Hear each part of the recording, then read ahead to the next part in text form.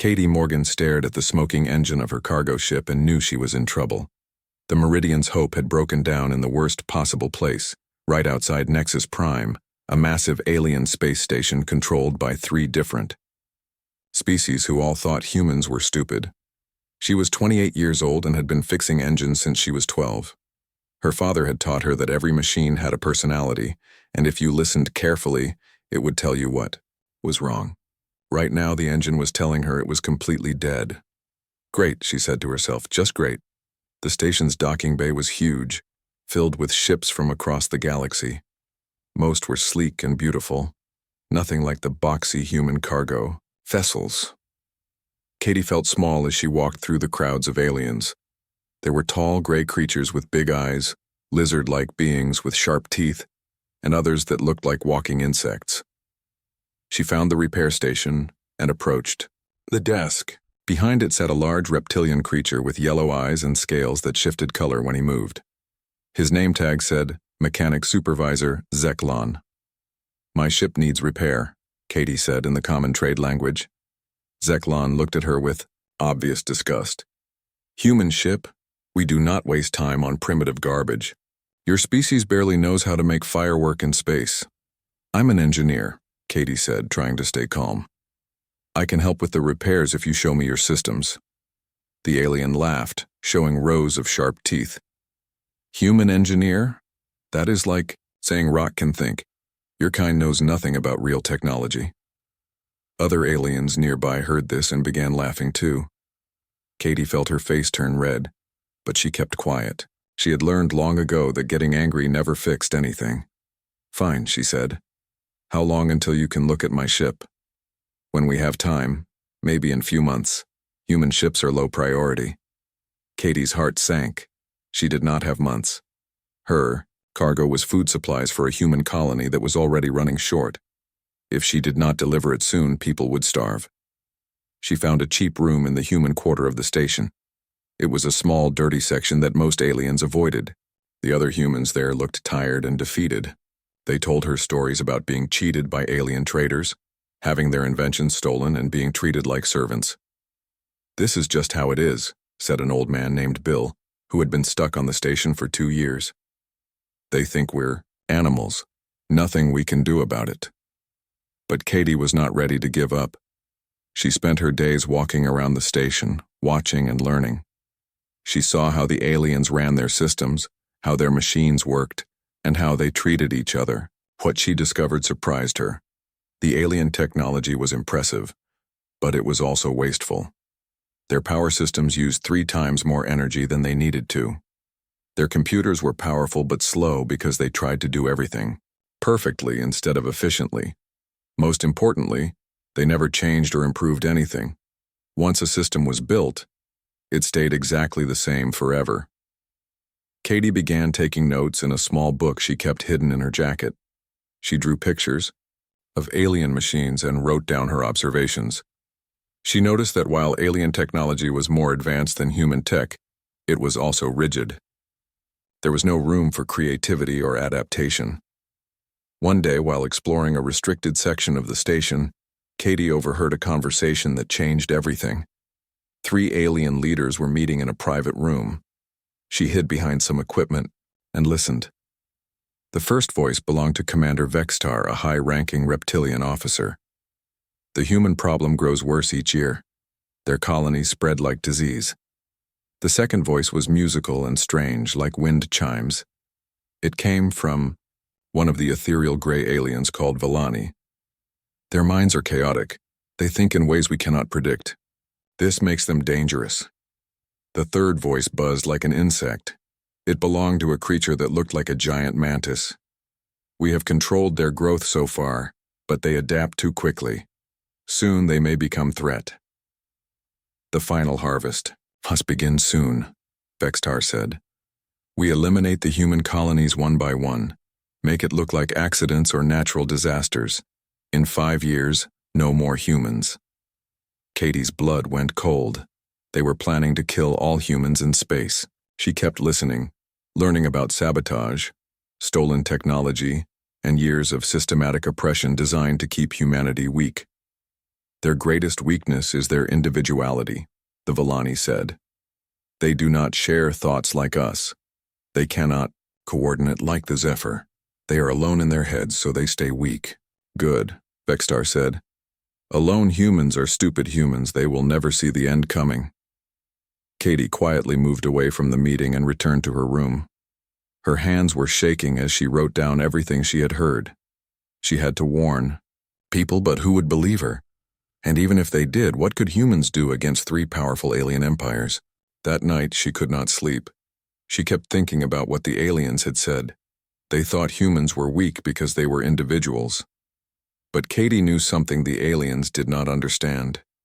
Humans were stronger when they worked together, not weaker. And when humans were threatened, they did not just give up. They fought back. She began planning. First, she needed to contact other humans and warn them. Second, she needed to learn everything she could about alien technology and find its weaknesses. Third, she needed to figure out how to turn human weakness into strength. The aliens had made one big mistake. They thought Katie was just another stupid human engineer. They let her walk around their station, observe their systems, and learn their secrets because they believed she was too primitive to understand what she was seeing. They were wrong. Katie looked at her notebook full of observations and smiled grimly. The aliens thought they were so smart, but they had just taught their greatest enemy everything she needed to know. They underestimated her because she was human. Soon they would learn that was the biggest mistake they had ever made. She began writing a coded message to send to her brother Jake. It was time to start fighting back, and it was time to show these aliens what humans could really do when they worked together. The war for humanity's survival was about to begin, and it would start with one underestimated human engineer who refused to give up. Jake Morgan read his sister's coded message 3 times before it finally sank in. Katie was always dramatic, but this was different. She was scared, and Katie was never scared of anything. The message talked about alien meetings, plans to eliminate humans, and something called the final harvest. At first, Jake wanted to dismiss it as paranoia. Katie had been stuck on that alien station for weeks, surrounded by creatures who treated humans like dirt. Maybe the stress was getting to her. But then, he started looking into the strange incidents she mentioned. The food shortage on New Texas colony, the power grid failures on 3 different human worlds, the mysterious disappearances of human scientists who went to work with alien research teams. When Jake started connecting the dots, a scary picture emerged. He contacted Dr. Lisa Chen, an old friend who studied alien biology for the Human Colonial Administration. Lisa worked on Earth and had access to reports from across human space. When Jake shared Katie's message, Lisa went quiet for a long time. "I've been tracking similar patterns," Lisa finally said. "Equipment failures, communication blackouts, missing persons. I thought it was just bad luck or incompetence, but if your sister is right, then we're being systematically weakened before they move against us," Jake finished. Lisa began pulling files from her secure database. Human research facilities had been experiencing accidents that destroyed years of work. Promising young scientists had vanished during cultural exchange programs. Human patents for new technologies were being stolen and registered under alien names. "Look at this," Lisa said, pointing to a chart on her screen. "Human birth rates in alien-controlled systems have dropped by 30% in the last 5 years. Official reports blame it on environmental factors, but the timing is too convenient." Jake felt sick. How many people know about this? Until now, just me. And I wasn't sure enough to report it. Who would believe that 3 alien empires were conspiring against humanity? They decided to start small. Jake reached out to trusted friends in the Human Defense Force. Lisa contacted scientists she had worked with over the years. Within 2 weeks, they had a network of 12 people spread across 6 star systems. They called it the Prometheus Protocol, after the mythological figure who stole fire from the gods to give to humans. Their goal was simple: gather intelligence on alien activities while secretly developing countermeasures. Katie became their inside source. Stranded on Nexus Prime, she had managed to get a job doing maintenance work in the station's lower levels. The aliens ignored her completely, treating maintenance workers as invisible. This gave her access to areas that would normally be restricted. She discovered that the station housed a central database containing detailed files on every human colony.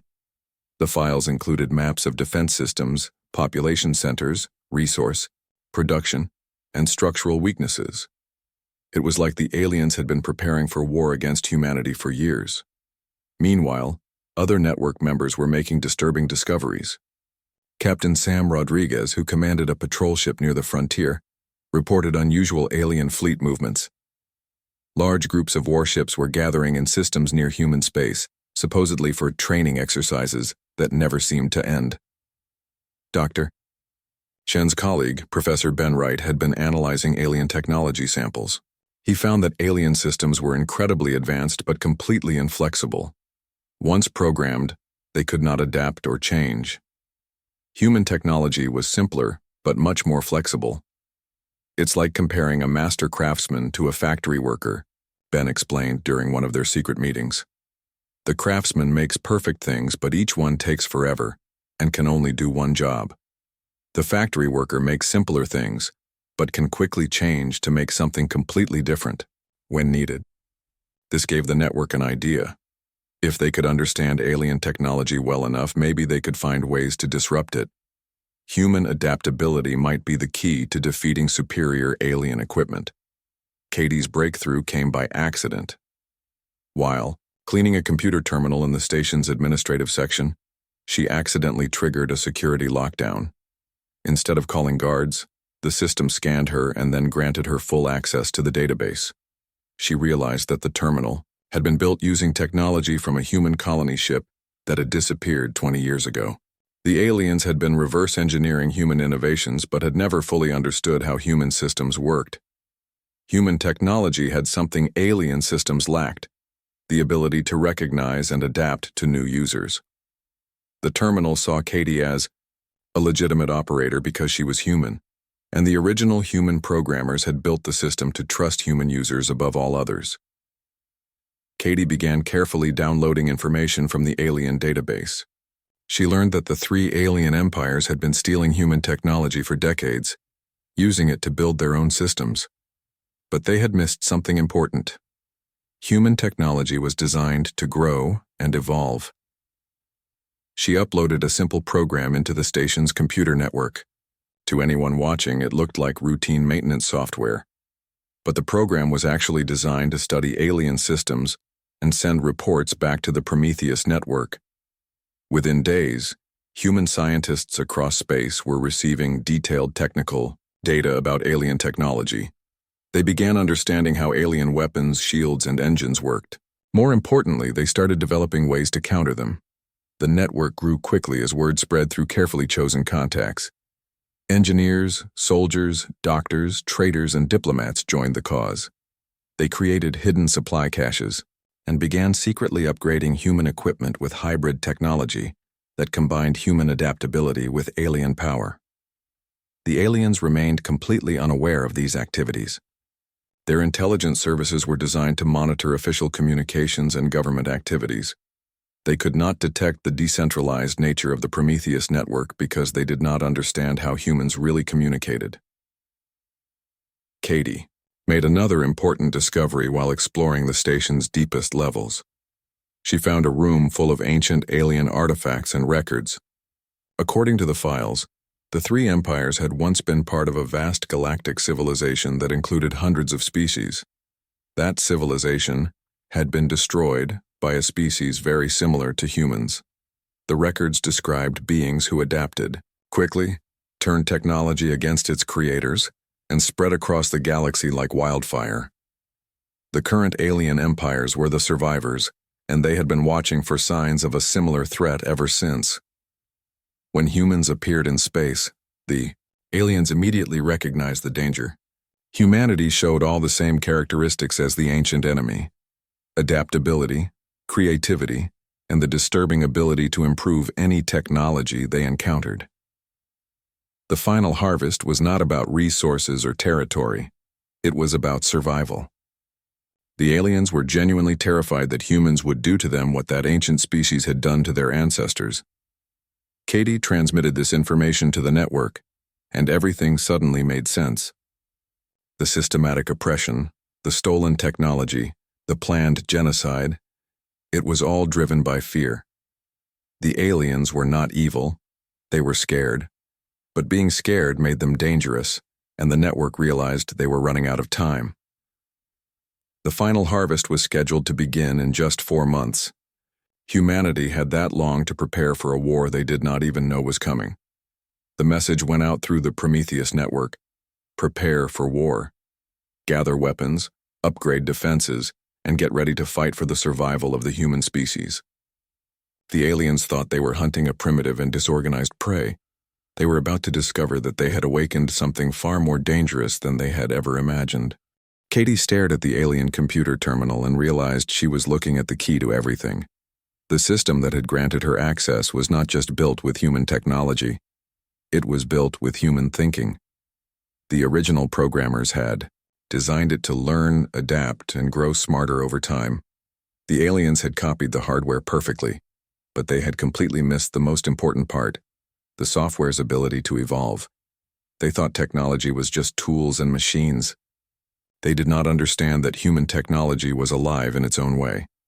Katie began uploading her specially designed program into every system she could access. To the aliens, it looked like boring maintenance code that cleaned up old files and organized data. But the program was actually much more sophisticated than that. It was designed to learn. Every time it encountered a new alien system, it studied how that system worked, what it did, and how it connected to other systems. Then it sent that information back to the Prometheus network in tiny encrypted packets that looked like normal status reports. Within weeks, human scientists across the galaxy were receiving a flood of technical data about alien technology. Dr. Chen assembled a team of the brightest human engineers and physicists to analyze this information. What they discovered changed everything. Alien technology is like a beautiful statue, Professor Wright explained to the network during a secret meeting. It's perfect, complex, and impressive, but it can never change or grow. Human technology is like a garden.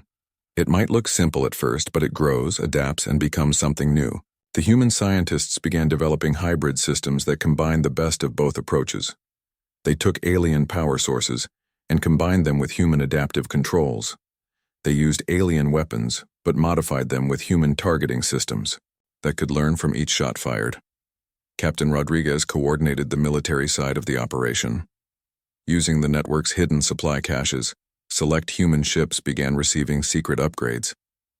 The modifications were carefully hidden inside existing systems, so that casual inspection would not reveal them. The upgraded ships were tested in remote systems, far from alien patrols. The results were incredible. Human vessels that had been clearly inferior to alien ships were now matching or even exceeding alien performance.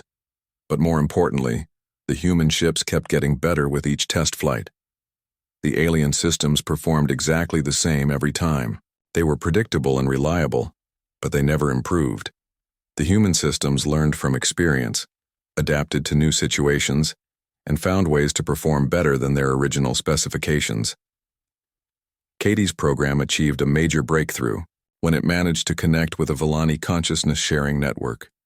The Villani communicated by directly linking their minds together, sharing thoughts and emotions instantly across vast distances. Their network systems were incredibly sophisticated, but had one fatal flaw. They had never considered the possibility of infiltration by an individual consciousness. The Villani could not imagine a species that did not naturally share thoughts, so their security systems were designed to keep out other hive minds, not individual thinkers. Katie's program slipped into their network like a ghost. It could not participate in their shared consciousness, but it could listen and learn. Suddenly, the Prometheus network had access to real-time alien communications, strategic planning sessions, and tactical discussions. The intelligence they gathered was both useful and terrifying. The final harvest was not just a military operation, it was a carefully planned genocide. The aliens had detailed maps of every human settlement, complete analyses of human psychology and behavior, and contingency plans for dealing with resistance. But the aliens were also afraid. Their private communications revealed deep concern about human adaptability and unpredictability. They had run thousands of computer simulations of the coming war, but the results were inconsistent. In some simulations, the aliens won easily. In others, the humans found ways to turn alien technology against them. "They know we're dangerous," Lisa reported to the network. "But they don't understand why we're dangerous. They think it's because we're violent or aggressive. They don't realize it's because we never stop learning." The network began phase 2 of their operation, active preparation for war. Human colonies started secretly upgrading their defense systems. Mining operations were converted to produce military supplies. Trade ships began carrying hidden weapons and equipment. Most importantly, the network began training people. The hybrid technology was powerful, but it required operators who could think adaptively and creatively. Traditional military training was not enough. They needed people who could improvise, innovate, and find solutions to problems that had never existed before. Katie's program evolved beyond anything she had originally designed. It began making connections between different alien systems, finding vulnerabilities and weaknesses that even she had not anticipated. The program was not just learning about alien technology, it was learning to think like humans. On Nexus Prime, strange things began happening. Computer systems started working more efficiently than they were designed to. Maintenance robots began fixing problems before they were reported. Security cameras started focusing on areas where crimes were about to happen. The aliens noticed these improvements but interpreted them as evidence of their own superior engineering.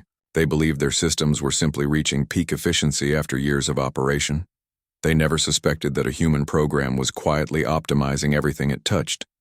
Dr. Chen made a crucial discovery while studying the data from Katie's program. Human consciousness appeared to have unique quantum properties that allowed for true integration with sufficiently advanced technology. Humans did not just use technology, they formed partnerships with it. "It's like the difference between riding a horse and becoming a centaur," she explained. Aliens use technology as a tool. Humans merge with technology to become something new. This explained why human-modified systems kept improving. The technology was not just following human commands, it was learning to think like humans. Every ship, computer, and weapon touched by human influence began exhibiting creative problem-solving abilities. The aliens' greatest fear was becoming reality, but not in the way they expected. Humans were not conquering the galaxy through force. They were transforming it through collaboration. Every system they touched became more adaptive, more creative, and more alive. But time was running out. The network intercepted communications, indicating that the final harvest had been moved up. The aliens were becoming nervous about the unexplained improvements in their systems and wanted to eliminate the human threat before it could grow stronger. Katie received a priority message from her brother. Alien fleets were mobilizing across the galaxy. The attack would come within days, not months. The Prometheus network had to make a choice: reveal themselves and fight with incomplete preparations, or try to hide and hope they could survive the initial assault. The decision was made when alien forces attacked the agricultural world of New Texas. 3 million civilians lived there, mostly farmers and their families. The aliens had chosen it as a test target, believing that an agricultural world would have minimal defenses. They were about to discover that every human world was now defended by technology that could think, learn, and fight back. The war for humanity's survival was about to begin, and the aliens had no idea what they were really facing. Katie looked at her computer screen, which now displayed readouts from defense systems across human space. The aliens thought they were attacking primitive settlements defended by simple weapons. Instead, they were about to encounter technology that had been waiting for this moment, learning and preparing to show these alien empires what humanity was really capable of. The attack on New Texas began at exactly 0600 Standard Time. Commander Vexitar watched from his flagship as 300 alien warships dropped out of hyperspace around the peaceful farming world. He expected the assault to last maybe 2 hours. Agricultural colonies had minimal defenses, and humans were known to surrender quickly when faced with overwhelming force. The first sign that something was wrong came when the planet's defense grid activated. New Texas was supposed to have only basic orbital platforms with light weapons. Instead, Vextar's sensors detected a sophisticated network of defensive installations that appeared to be coordinating with each other in real time. "Impossible," he muttered. Intelligence reports showed no significant military presence. His weapons officer looked confused. "Sir, the defense platforms are adapting to our attack patterns. Each time we fire, they adjust their shields to better resist our weapons." Vextar had never heard of such technology. Shields were either strong enough to stop an attack or they were not. They did not get stronger during battle. But his sensors confirmed what his officer was saying. The human defenses were literally learning how to fight back. On the surface of New Texas, farmer Joe Wilson watched alien ships burning in the sky above his wheat fields. 6 months ago, government engineers had come to install upgraded communication equipment around his property. Joe had thought it was strange that communication equipment needed particle beam generators and shield projectors, but he had not asked questions. Now, he understood. The equipment was not for communication at all. It was part of a planetary defense network that had been quietly installed across every human world, and it was working better than anyone had expected. The alien attack fleet found itself caught in a trap of their own making. Every weapon they fired provided data that the human defense systems used to improve their countermeasures. Every ship that attacked was scanned and analyzed, its weaknesses identified and exploited. Within 4 hours, half the alien fleet had been destroyed or disabled. The survivors retreated in panic, sending desperate messages about impossible, human technology, and defenses that think like living beings. Katie received the battle reports on Nexus Prime and smiled grimly. The Prometheus network had been preparing for this moment for months. Every human world now had hidden defenses powered by hybrid technology that combined alien hardware with human adaptive software. But the victory at New Texas was just the beginning. Captain Rodriguez led a strike team to rescue human prisoners from a Korthak research facility on the edge of the Empire. What they found there made everyone in the network realize how much danger humanity had really been in. The facility contained laboratories where human subjects were being used for biological experiments. The aliens were trying to understand human consciousness itself, believing it held the key to the adaptive abilities they feared. Hundreds of humans had died in these experiments, and hundreds more were scheduled for dissection. "They were trying to cut out our brains and study them," Rodriguez reported after the successful rescue mission. "They thought human adaptability was a physical trait they could isolate and copy." The rescued prisoners included Dr. Patricia Hayes, a neuroscientist who had been captured 3 years earlier. Her research notes, stolen by the aliens, revealed why the Korthak experiments had failed. Human consciousness was not located in any single part of the brain. It emerged from the complex interactions between billions of neurons working together. "You cannot copy consciousness," Dr. Hayes explained to the network. "You can only nurture it and give it room to grow. The aliens will never understand this because they think in terms of parts and components, not relationships and connections." Meanwhile, Katie's program had spread far beyond Nexus Prime. Every data transmission, every system update, every piece of communication carried fragments of the adaptive code. Human technology across the galaxy began exhibiting unprecedented capabilities. Ships that should have taken months to build were being constructed in weeks by manufacturing systems that redesigned themselves for maximum efficiency. Weapons that had been adequate were suddenly exceeding their specifications by enormous margins. Defense networks were becoming so sophisticated that they could predict enemy movements hours before they happened. The 3 alien empires finally realized they were facing something beyond their understanding. Emergency meetings were called on all 3 homeworlds. Military leaders who had planned the final harvest found themselves explaining how their carefully designed genocide had turned into a disaster.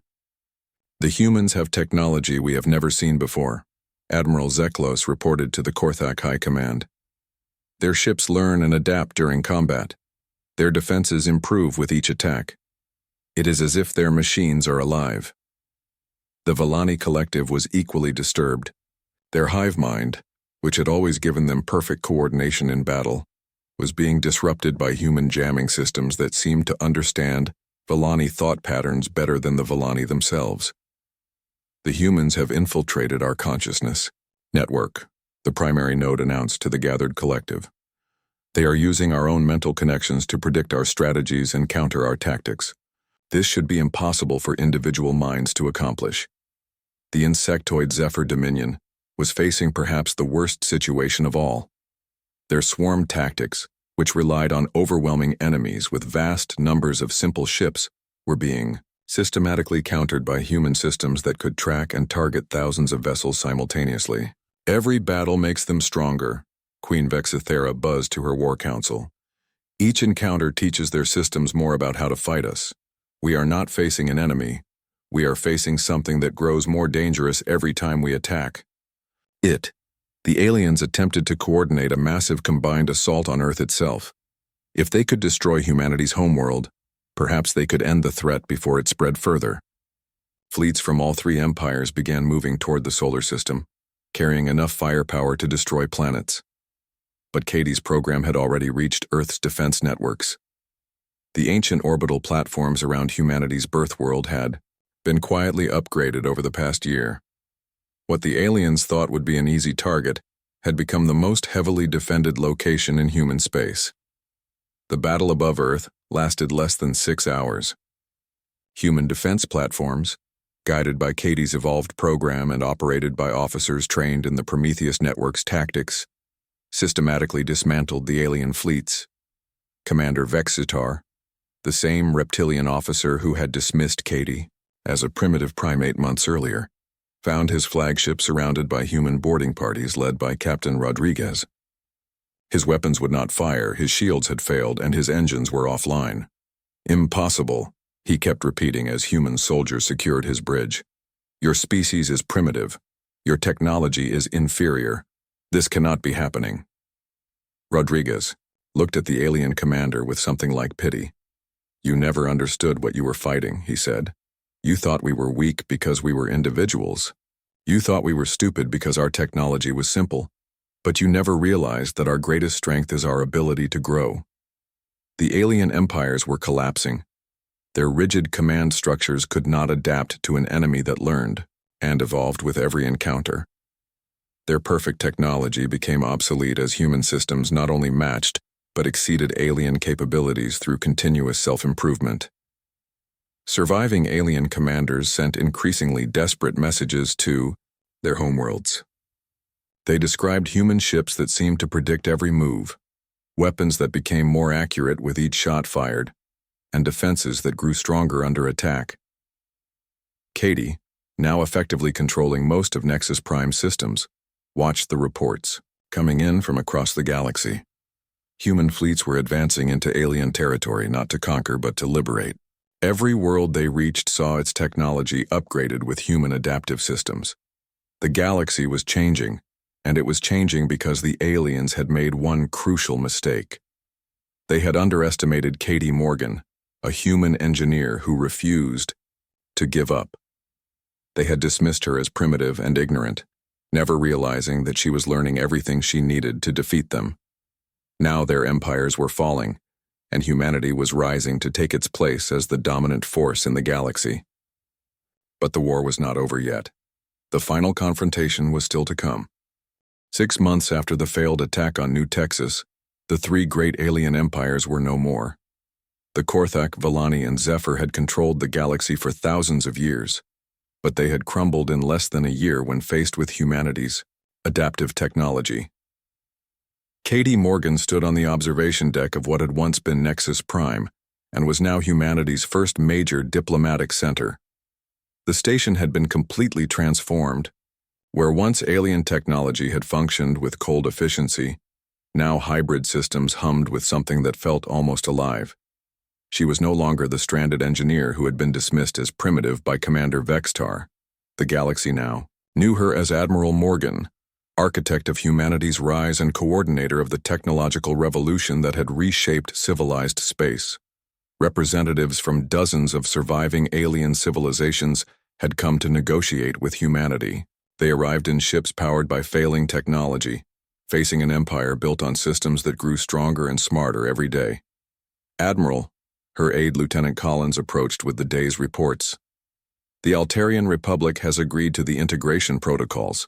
That makes 47 species who have accepted human technological assistance." Katie nodded, reviewing the diplomatic summary on her tablet. The integration protocols were humanity's answer to the galaxy's new reality. Any civilization could receive access to human adaptive technology, but they had to agree to certain principles: no slavery, no genocide, and no suppression of individual creativity and growth. Most species accepted eagerly. Their rigid technologies were becoming obsolete as human-influenced systems spread across the galaxy. Those who chose to resist found themselves increasingly isolated, their static technologies falling further behind with each passing month.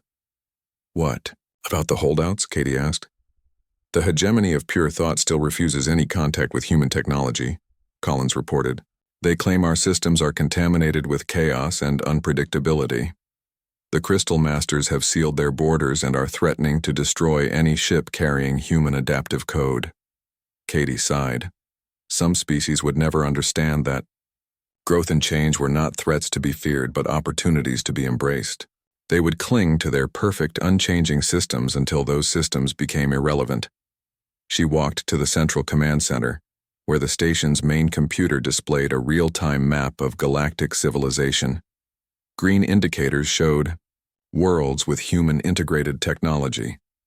Yellow markers indicated species in negotiation. Red dots marked the handful of civilizations still hostile to humanity. The map was mostly green now. Human influence had spread to nearly every advanced civilization in the galaxy, not through conquest but through simple superiority. When your technology could learn, adapt, and improve itself, why would you choose to stick with systems that stayed the same forever? Dr. Chen joined her at the display. "The latest reports from the research colonies are fascinating," she said. "Human-Villani hybrid consciousness networks are developing capabilities neither species could achieve alone.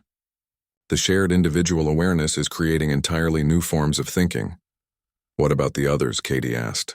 "Human Korthak engineering teams are building structures that reshape themselves based on environmental conditions. And the human Zephyr agricultural projects are producing crops that adapt to different soil types in real time." Katie smiled. This was what the ancient aliens had feared when they destroyed that earlier civilization millennia ago. Not conquest or destruction, but transformation. Humanity did not destroy other species. They helped them become better versions of themselves. "Commander," Vextar was brought into the command center under guard. The former Korthak administrator had requested a meeting, claiming he had information vital to galactic security. He looked older and more tired than when Katie had last seen him. "Admiral Morgan," he said, his voice lacking the arrogance Katie remembered. "I have spent months studying what you have done to the galaxy. I finally understand what we faced." "And what is that?" Katie asked. "Evolution itself. We thought we were fighting a species, but humanity is not just another race. You are the next stage of galactic development. Your technology does not just work, it grows. Your systems do not just function, they learn. You have turned the galaxy itself into a living thing." Vextar gestured to the displays around them. "My people ruled through strength and fear. The Villani controlled through mental domination. The Zephyr conquered through numbers. But you win by making everything around you better than it was before." He paused, looking directly at Katie. "I dismissed you as a primitive engineer. I thought humans were barely intelligent animals. I was wrong about everything." "Yes, you were," Katie said simply. "But you were wrong in an understandable way. You judged us by your own standards instead of trying to understand what made us different." "What happens now?" Vextar asked. "To those of us who fought against you?" Katie considered the question. The old empires were gone, but millions of individual aliens had simply been following orders or defending what they thought was right. Punishing them would serve no purpose and would contradict everything humanity stood for. "Now you have a choice," she said. You can join the new galactic civilization we are building together, or you can isolate yourself with the other holdouts. But if you choose to join us, you will have to accept that the galaxy has changed forever." Vextar bowed his head. "I choose to join. My people need to learn how to live in this new universe you have created." Later that day, Katie addressed the Galactic Assembly, a new organization that had replaced the old Empire-based power structure. Representatives from hundreds of species listened as she spoke about humanity's vision for the future. 6 months ago, your leader saw humans as a threat to be eliminated, she began. "You thought we were primitive, chaotic, and dangerous. You were partly right. We are dangerous, but not in the way you believed." She gestured to the displays showing hybrid technologies in operation across the galaxy. "We are dangerous to stagnation. We are a threat to systems that refuse to grow. We are the enemy of perfection that comes at the cost of progress." The audience listened intently. Many of these beings had lived for centuries in civilizations that never changed, where technology and society remained exactly the same from one generation to the next. Humans offer something your species have forgotten existed: the possibility of becoming more than you are. Every tool we touch becomes better. Every system we integrate with learns to exceed its original design. Every species that works with us discovers capabilities they never knew they had. She paused, letting her words sink in. Your leaders feared this because they thought it meant the end of your civilizations. They were right, but not in the way they expected. It is the end of civilizations that fear growth, that suppress change, that choose stagnation over evolution. The final slide showed the galactic map with its overwhelming pattern of green indicators. This is not a human empire. This is a galaxy where every species can grow, adapt, and become something greater. Your leaders underestimated humanity because they could not imagine technology that lived and grew. They thought we were weak because we embraced change instead of fighting it. Katie looked out at the assembled representatives. They were wrong.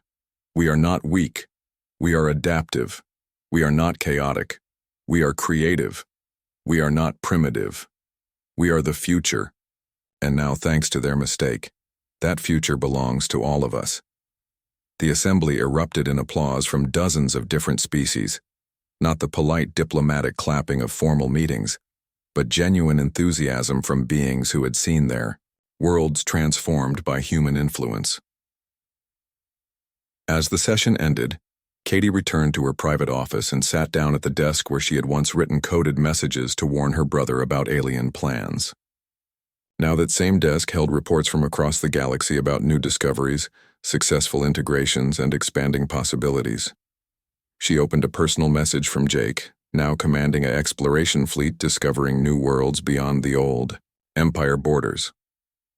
"Katie," it read, "I wanted you to know that the survey team found evidence of that ancient civilization the aliens were so afraid of.